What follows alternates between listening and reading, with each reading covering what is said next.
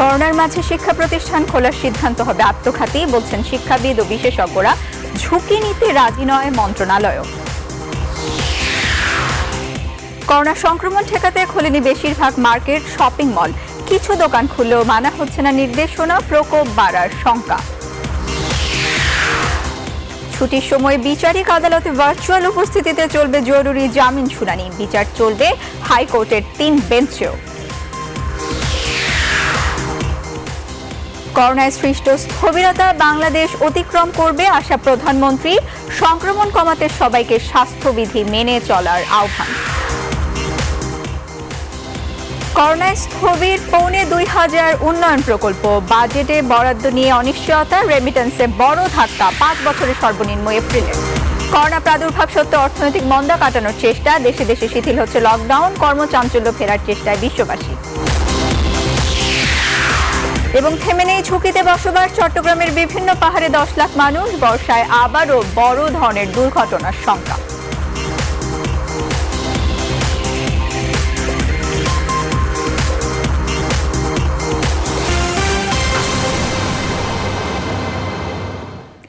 স্বাগত সন্ধ্যার সংবাদে, সঙ্গে আছি আমি সঞ্জিতা ইসলাম। এতক্ষণ শিরোনাম দেখছিলেন। মরিচারজি ও বিদ্যুৎ সাশ্রয়ী Marquis pump. Marquis energy saving pump. এবারে পুরো খবর।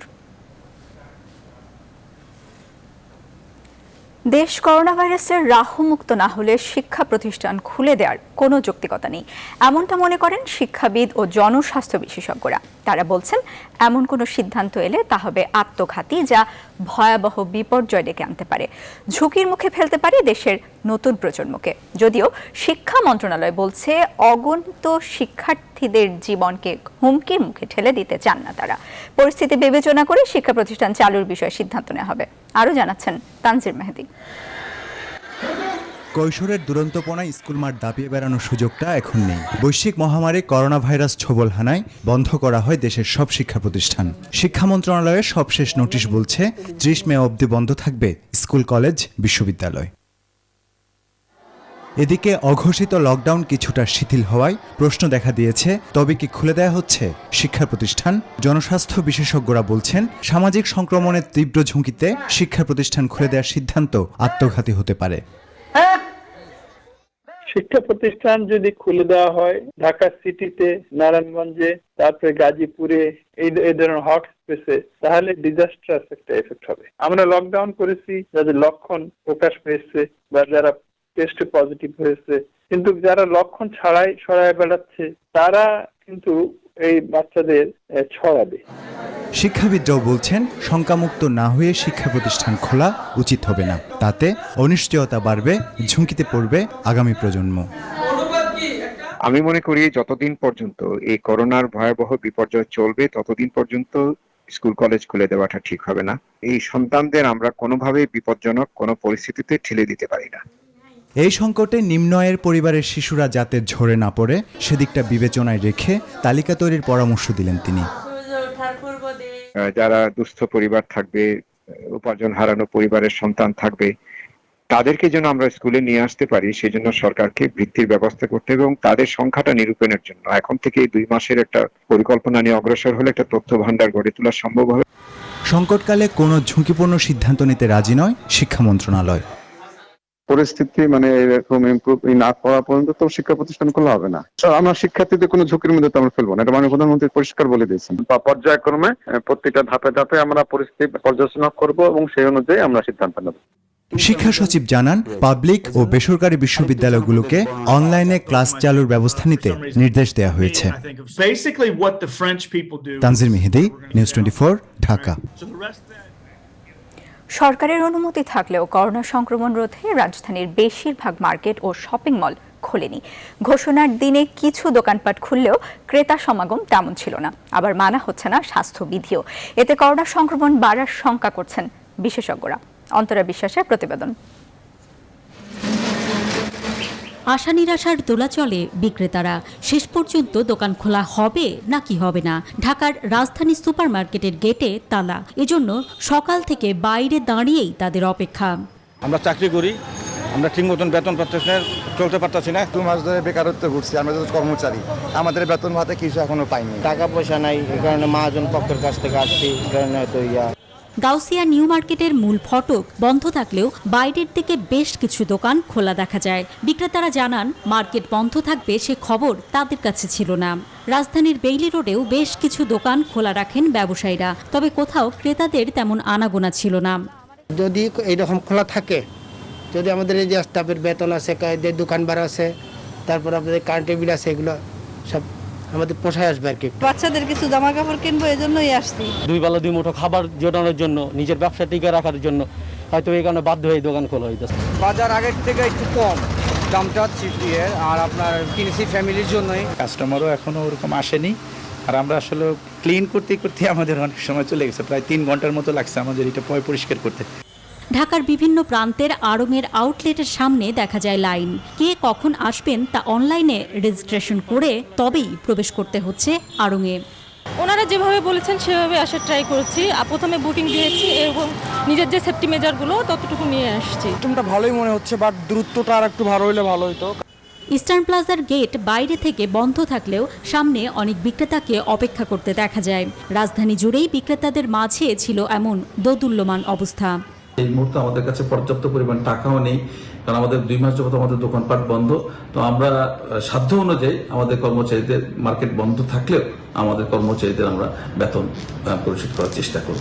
অল্প সময়ের মধ্যে আপনি মার্কেটটি শেষ করবেন, আপনি নিরাপদ দূরত্বে রেখে আপনি মার্কেট, এবং প্রত্যেককে তার সাথে একটি স্যানিটাইজার রাখতে হবে। যা কিছু উনি ধরবেন উনি সেটাকে হাতটা স্যানিটাইজার দিয়ে পরিষ্কার করে ফেলতে হবে। ঈদের আগে আশানুরূপ বেচা কেনা হবে এমন প্রত্যাশা বিক্রেতাদের। অন্তরা বিশ্বাস, নিউজ 24, ঢাকা। করোনা ভাইরাসের কারণে সৃষ্ট পরিস্থিতিতে ভার্চুয়াল পদ্ধতিতে আদালত পরিচালনার সিদ্ধান্ত নিয়েছেন দেশের সর্বোচ্চ আদালত, সুপ্রিম কোর্টের হাইকোর্ট বিভাগ। সে লক্ষ্যে মামলার শুনানির জন্য হাইকোর্টে 3টি পৃথক বেঞ্চ গঠন করা হয়েছে। এর মধ্যে একটি বেঞ্চ আপিল শুনানির জন্য নির্ধারণ করা হয়েছে। রোববার প্রধান বিচারপতি সৈয়দ মাহমুদ হোসেনের নেতৃত্বে কোর্ট সভায় এ সিদ্ধান্ত হয়। ফুল কোর্ট সভায় আপিল বিভাগ ও হাইকোর্ট বিভাগের বিচারপতিরা অংশ নেন। বিচারপতি ওবায়দুল হাসানের নেতৃত্বে থাকবে একটি বেঞ্চ, যেখানে অতি জরুরি সকল প্রকার রিট ও দেওয়ানি মামলা এবং এ সংক্রান্ত আবেদনপত্র গ্রহণ করা হবে। এছাড়া বিচারপতি জাহাঙ্গীর হোসেনের নেতৃত্বে অতি জরুরি সব ধরনের ফৌজদারি মোশন ও এ সংক্রান্ত জামিনের আবেদনপত্র গ্রহণ করা হবে। বিচারপতি মোহাম্মদ খুরশিদ আলম সরকারের নেতৃত্বে একটি বেঞ্চে অন্যান্য মামলার শুনানির জন্য নির্ধারণ করবেন।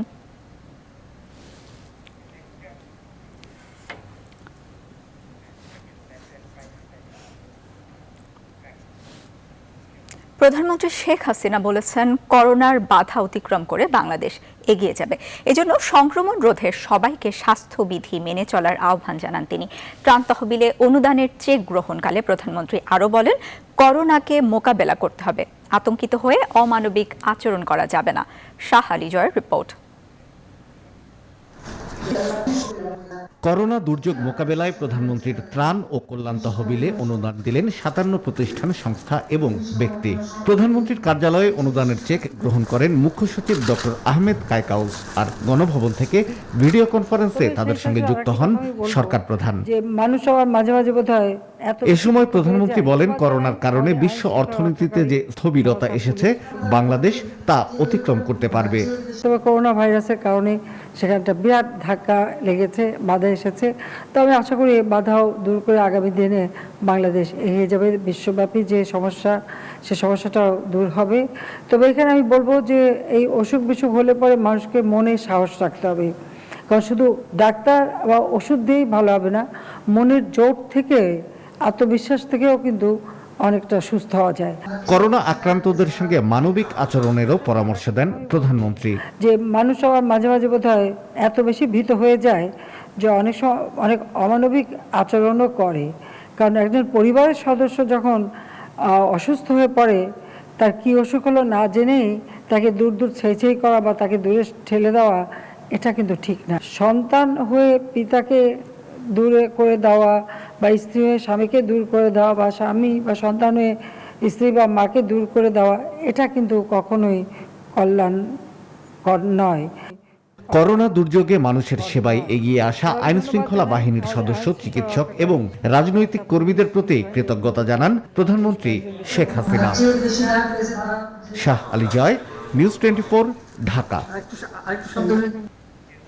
দেশের অবকাঠামো খাতে পদ্মা সেতু ছাড়া ছোট বড় সব মিলে প্রায় ২৫০০ প্রকল্পের কাজ থমকে আছে করোনার ছোবলে। প্রত্যাশা অনুযায়ী বাড়ছে না এডিপির আকারও, তাই আসছে বাজেটে মেট্রো রেল কিংবা এলিভেটেড এক্সপ্রেসওয়ে সহ ছোট মাঝারি সব উন্নয়ন প্রকল্পের বরাদ্দ এবং বাস্তবায়ন নিয়ে বাড়ছে অনিশ্চয়তা। যদিও পরিকল্পনা মন্ত্রী বলছেন কিছুটা কাটছাট হলেও পরিস্থিতি স্বাভাবিক হলে জোর দেওয়া হবে প্রকল্প বাস্তবায়নে। বিস্তারিত জানাচ্ছেন বাবু কামরুজ্জামান। প্রমত্তা পদ্মার বুকে স্বপ্নের সেতুর কাজ প্রায় শেষ দিকে। মূল সেতুর মাত্র 13% কাজ বাকি থাকলেও করোনার আগ্রাসী থাবায় সে হিসাবে ঘটেছে ছন্দপতন। যদিও দুর্যোগের এই সময়েও দেশের একমাত্র প্রকল্প হিসেবে চলমান আছে এই সেতুর কাজ। তবে আগামী বছরের ডিসেম্বর নাগাদ বাস্তবায়ন হবার কথা থাকলেও নগরবাসীর মেট্রো রেলে চড়ার স্বপ্নেও ধরেছে অনিশ্চয়তার গুড়েবালি। এ তো গেল মেগা প্রকল্পের কথা। 2 মাসের করোনাকাল ওলটপালট করে দিয়েছে অর্থনীতির সকল হিসাব নিকাশ। তাই গ্রামীণ অবকাঠামো উন্নয়ন সহ এডিপির তালিকায় থাকা প্রায় 1800 প্রকল্পের কর্মকাণ্ডই থমকে গেছে।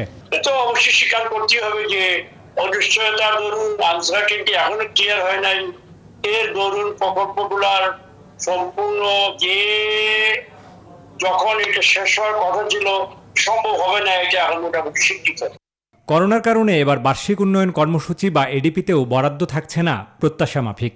আসছে অর্থ বছরে 5,60,000 কোটি টাকার বাজেটে উন্নয়ন বরাদ্দ ধরা হচ্ছে 2,05,000 কোটি টাকার কিছু বেশি, যা চলতি অর্থ বছরের তুলনায় বাড়ছে মাত্র 6.6%। এমন বাস্তবতায় বেশ সতর্কতা অবলম্বন করে আসছে বাজেটে অগ্রাধিকার দিতে হচ্ছে স্বাস্থ্য, কৃষির মতো খাতগুলোকে। বাস্তব কারণেই বাজেট এবার পরিমিত হয়েছে, কারণ আমাদের রাজস্ব আয়, রপ্তানি আয় কমেছে, আমাদের রেমিটেন্স কমেছে। সেক্ষেত্রে উন্নয়ন বাজেট এবার সীমিত রাখা আছে, তবে সেটা গত বছরের চেয়ে তো বেশি আছে। করোনার অভিজ্ঞতার ফলে আমাদের যে ক্ষতিটা হলো, এই বছরের বাজেট বিশেষ করে যে সামনে দরজার সামনে যেটা আছে, এইটা হবে পুনর্বাসনমূলক এবং অনেকটা সহায়তামূলক। নিম্ন আয়ের দিকে নজর যাবে, গ্রামীণ অর্থনীতির দিকে নজর যাবে, কৃষির দিকে নজর যাবে, আর অবশ্যই স্বাস্থ্য। আর্থিক কর্মকাণ্ড থমকে যাওয়ায় আসছে বাজেটে দেশের জিডিপি প্রবৃদ্ধির লক্ষ্যমাত্রাও কমিয়ে এনেছে সরকার, যা ধরা হচ্ছে 5.5%। বাবু কামরুজ্জামান, নিউজ 24, ঢাকা। এপ্রিলে সরকারের রেমিটেন্স বা প্রবাসী আয় এসেছে মাত্র $108 কোটি। গেল প্রায় 5 বছরে কখনোই এক মাসে এত কম রেমিটেন্সের রেকর্ড নেই। শুধু তাই না, গত বছর এই সময় পর্যন্ত 4 মাসে যেখানে $578 কোটি রেমিটেন্স এসেছে, সেখানে এবছর এসেছে মাত্র $544 কোটি টাকা। বিশেষজ্ঞরা বলছেন, বাস্তব পরিস্থিতি বিবেচনায় সরকারকে এখন থেকেই বিশেষ পরিকল্পনা নিতে হবে। আরও জানাচ্ছেন লাকমিনা জেসমিন সোমা। করোনার প্রভাবে বিশ্বব্যাপী অর্থনৈতিক মন্দাভাবের কারণে চাকরি হারিয়েছে বহু প্রবাসী বাংলাদেশি। এরই মধ্যে দেশে ফিরে আসতে বাধ্য হয়েছেন অন্তত 1 লাখ কর্মী। গেল 4 মাসে বিদেশে যেতে পারেননি অন্তত আরও 1 লাখ। এর প্রভাব পড়তে শুরু করেছে দেশের রেমিটেন্স প্রবাহে। বিএমইটির তথ্য অনুযায়ী গেল বছর জানুয়ারিতে রেমিটেন্স এসেছে $159 কোটি, এবছর জানুয়ারিতে $145 কোটি। একইভাবে গেল বছর ফেব্রুয়ারিতে $131 কোটি বিপরীতে এবছর ফেব্রুয়ারিতে এসেছে $163 কোটি। গেল মার্চে যখন $145 কোটি প্রবাসী আয় হয়েছে, তখন এবছর মার্চে তা কমে $128 কোটি ঠেকেছে। সর্বশেষ গত বছর এপ্রিলে ছিল $143 কোটি, আর এবছর এপ্রিলে আয় হয়েছে মাত্র $108 কোটি। এইরকম মন্দাভাব যদি চলতে থাকে, তেলের দাম যদি কমতে থাকে, তখন কিন্তু দীর্ঘমেয়াদেও আগামী 1-2 বছরের জন্য কিন্তু আমাদের রেমিটেন্সের আয়টা কম হওয়ার সম্ভাবনা তৈরি হয়েছে। 2021 সালের মাঝামাঝির আগে আমরা ওই পিক আপ করার জায়গায় বা আগের যে পর্যায়ে ছিল বা তার চেয়ে বাড়ানোর জায়গাটায় হয়তো যেতে পারবো না। বিশ্বব্যাংক বলছে বাংলাদেশে গত বছরের তুলনায় 22% রেমিটেন্স কমে যেতে পারে। এজন্য এখন থেকেই পরিকল্পনা নিতে হবে বলছেন বিশেষজ্ঞরা। সরকারি কোষাগার থেকে বিভিন্ন রকম সাহায্য সহযোগিতা করা হচ্ছে, কোষাগারের অর্থের পরিমাণটা কমতে থাকবে, অন্তত রেমিটেন্সের জায়গায়। সেটাকে অন্য কোনো ভাবে হয়তো সরকারের চিন্তা করতে হবে। এত মানুষ যে চলে আসলো, তাদের আসলে কর্মসংস্থান কি হবে, তাদের ক্ষেত্রে কোনো আমরা বিশেষ কোনো ব্যবস্থা নিতে পারি কিনা। এত দুর্যোগের মধ্যেও এপ্রিল মাসে $108 কোটি রেমিটেন্স আসায় প্রবাসীদের উন্নয়নে সরকারের বিশেষ আর্থিক প্রণোদনা দেওয়ার পরামর্শ বিশেষজ্ঞদের। লাকমিনা জেসমিন সোমা, নিউজ 24, ঢাকা। দর্শক, যেমনটি বলছিলাম, করোনা ভাইরাসের কারণে সৃষ্ট পরিস্থিতিতে ভার্চুয়াল পদ্ধতিতে আদালত পরিচালনার সিদ্ধান্ত নিয়েছেন দেশের সর্বোচ্চ আদালত সুপ্রিম কোর্টের হাইকোর্ট বিভাগ। এ বিষয়ে মতামত তুলে ধরতে আমাদের সঙ্গে সরাসরি যুক্ত হচ্ছেন সুপ্রিম কোর্ট বার অ্যাসোসিয়েশনের সভাপতি অ্যাডভোকেট আমিন উদ্দিন। অ্যাডভোকেট আমিন উদ্দিন, আপনাকে স্বাগত জানাচ্ছি। আপনার কাছে প্রশ্ন, জরুরি জামিন শুনানির বিষয়ে সর্বোচ্চ আদালতের এই যে সিদ্ধান্ত, একে কিভাবে দেখছেন আপনি? ধন্যবাদ। এবং আমি প্রথমে ধন্যবাদ জানাবো বাংলাদেশের মাননীয় মহামান্য রাষ্ট্রপতিকে, মাননীয় প্রধানমন্ত্রীকে এবং বাংলাদেশের মাননীয় প্রধান বিচারপতিকে। তাদের উদ্যোগে আজকে বাংলাদেশ একটি নতুন দিগন্ত সূচনা হলো বিচার বিভাগের ক্ষেত্রে। আমরা প্রথমবারের মতো ভার্চুয়াল আদালত মাধ্যমে মামলা শুনানি করতে পারছি। আপনি জানেন যে করোনা জনিত পরিস্থিতিতে আদালত বন্ধ এবং এখন সশরীরে কোর্টে উপস্থিত হয়ে মামলা পরিচালনা করা একটা অসম্ভব বিষয়। এই কারণে গতকাল আমরা একটা এসআরওর মাধ্যমে একটি গ্যাজেট প্রকাশ করা হয়েছে এবং ভার্চুয়াল কোর্ট স্থাপন সংক্রান্ত অধ্যাদেশ জারি করা হয়েছে। তারই প্রেক্ষিতে আজকে মাননীয় প্রধান বিচারপতি ফুল কোর্ট মিটিং এ বসে সুপ্রিম কোর্টের 3টি আদালতকে এই মুহূর্তে ভার্চুয়ালি রিট বিষয়, ফৌজদারি বিষয় এবং দেওয়ানি সহ অন্যান্য বিষয়াদি শুনানির জন্য গঠন করেছেন। 3টি বেঞ্চ গঠন করেছেন তিনজন বিচারকের সমন্বয়ে। ওনারা শুনানি করবেন। এতদিন তো আমাদের কোনো কোর্টে কোনো কিছু মামলা হচ্ছিল না। এখন জামিনে যেমন শুনানি হবে, মানুষের অন্য কোনো মৌলিক অধিকার যদি প্রশ্ন আসে তখন তিনি আসতে পারবেন আদালতে, অথবা দেওয়ানি কোনো যদি কার্যক্রম থাকে তিনিও আসতে পারবেন।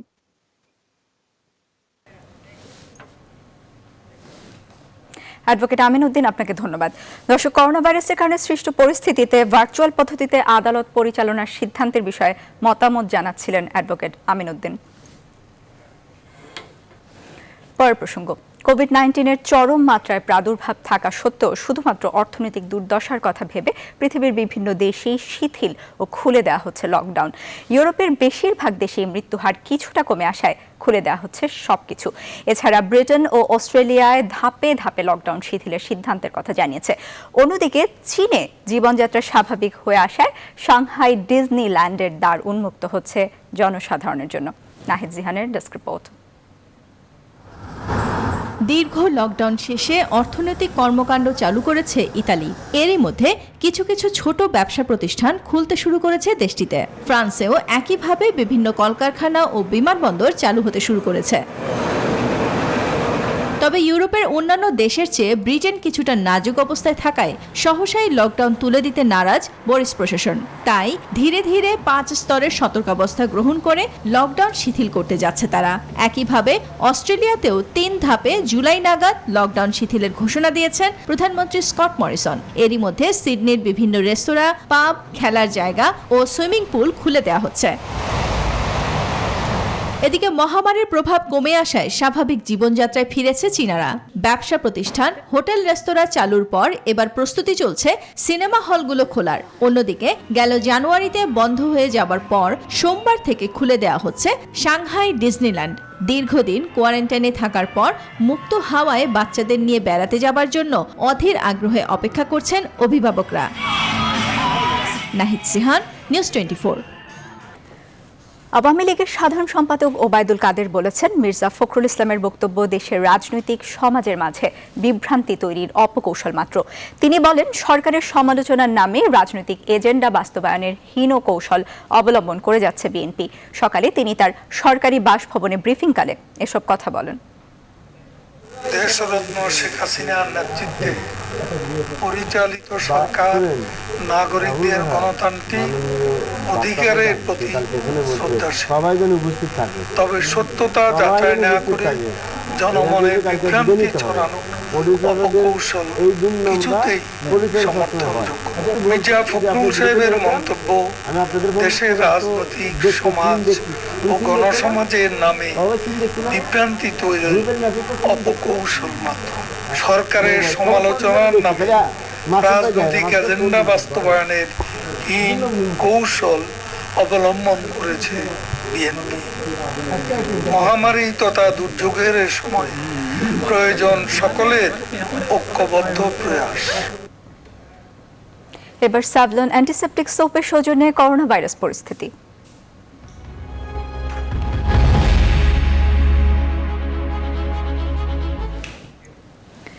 দেশে একদিনে রেকর্ড 887 জনের মধ্যে নতুন করোনা ভাইরাসের সংক্রমণ ধরা পড়ায় মোট আক্রান্তের সংখ্যা বেড়ে হয়েছে 14,657 জন। 24 ঘন্টায় মারা গেছেন আরও 14 জন। এ নিয়ে মৃত্যুর সংখ্যা বেড়ে 228 জন হলো। সারা দেশে বিভিন্ন হাসপাতালে ভর্তি রোগীদের মধ্যে 24 ঘন্টায় সুস্থ হয়েছেন 236 জন। এ নিয়ে মোট 2,650 জন সুস্থ হলেন। স্বাস্থ্য অধিদপ্তরের নিয়মিত ব্রিফিং এসব তথ্য জানানো হয়। সারা দেশে মোট 36টি ল্যাবে গত একদিনে 5,738টি নমুনা পরীক্ষা হয়েছে বলেও জানানো হয়।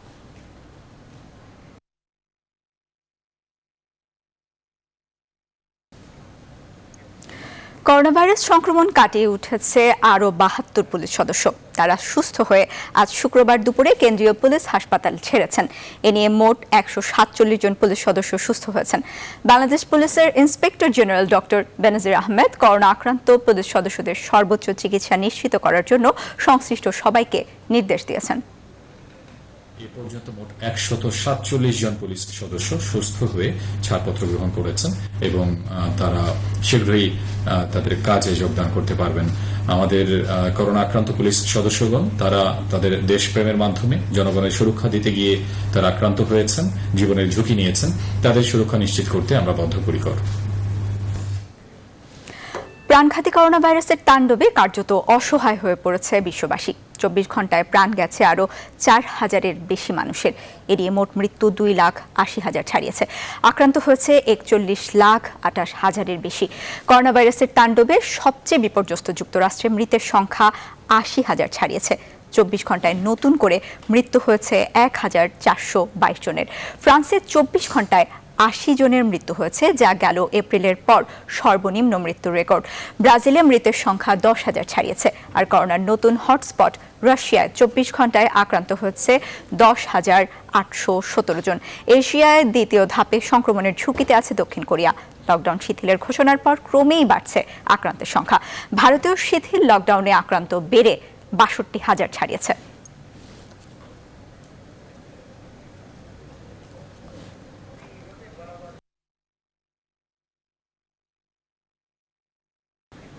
করোনা ভাইরাসের বিরুদ্ধে যুদ্ধে যারা অংশ নিচ্ছেন তাদের নানাভাবে সহায়তা করছে দেশের শীর্ষস্থানীয় শিল্প গোষ্ঠী বসুন্ধরা গ্রুপ। এরই অংশ হিসেবে এবার বর্ডার গার্ড বাংলাদেশ বিজিবিকে সুরক্ষা সামগ্রী দিয়েছে এই শিল্প পরিবার। দুপুরে বিজিবি সদর দপ্তরে মহাপরিচালক মেজর জেনারেল মোহাম্মদ সাফিনুল ইসলামের কাছে 25,000 মাস্ক ও 1,000 পিপিই তুলে দেন দেশের শীর্ষস্থানীয় শিল্প গোষ্ঠী বসুন্ধরা গ্রুপের ব্যবস্থাপনা পরিচালক সায়েম সোবহান আনভীর। এ সময় বিজিবি ও বসুন্ধরা গ্রুপের কর্মকর্তারা উপস্থিত ছিলেন। এবার হেক্সেল হ্যান্ড স্যানিটাইজারের সৌজন্যে করোনা ভাইরাস পরিস্থিতির আরও খবর।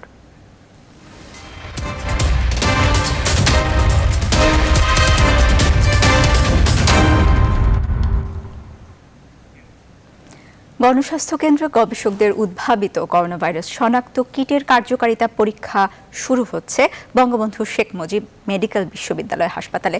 সোমবার বিএসএমএমইউ হাসপাতালের নিজস্ব ল্যাবে এই পরীক্ষা শুরু হবে। বিএসএমএমইউ হাসপাতাল কর্তৃপক্ষের সঙ্গে গণস্বাস্থ্য কর্তৃপক্ষের বৈঠকে এই সিদ্ধান্ত হয়।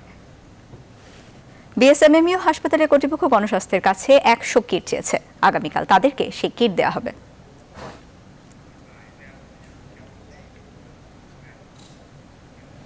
রাজধানীর বাদামতলীতে ফলের আড়তে অভিযান চালিয়ে 40 টন আম ও 4 টন খেজুর জব্দ এবং 4 আড়ত সিলগালা করেছে র্যাব ও কৃষি সম্প্রসারণ অধিদপ্তর।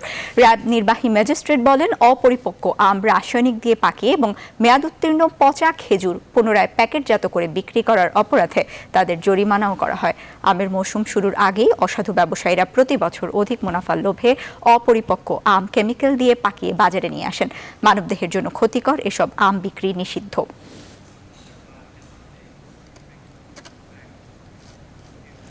চট্টগ্রামের বিভিন্ন পাহাড়ের পাদদেশে ঝুঁকি নিয়ে বসবাস করছেন 10 লাখ মানুষ।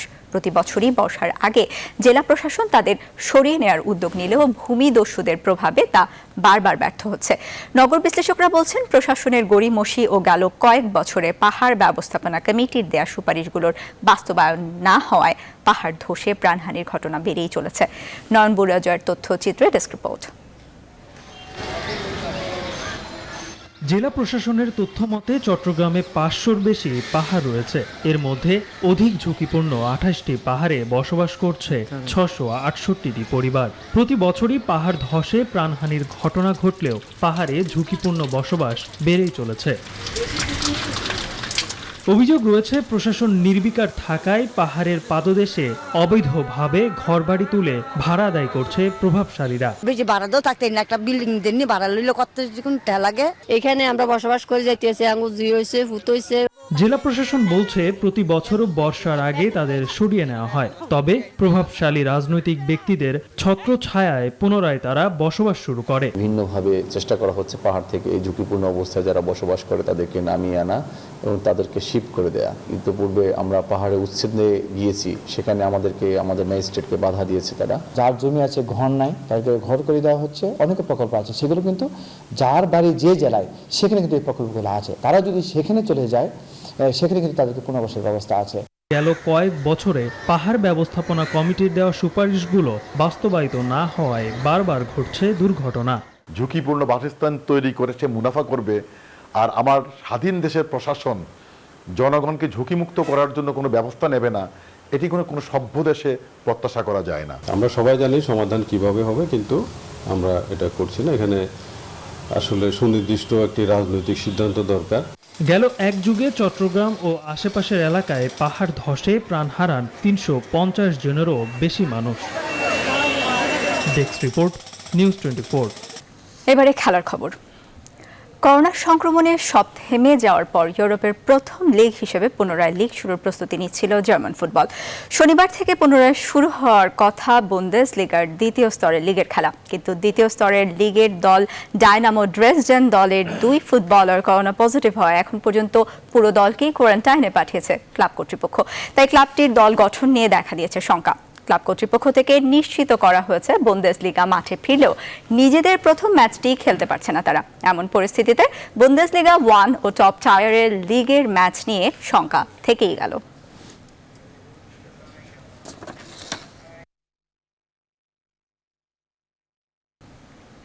আর এই ছিল সন্ধ্যার সংবাদে। সাথে থাকায় ধন্যবাদ সবাইকে।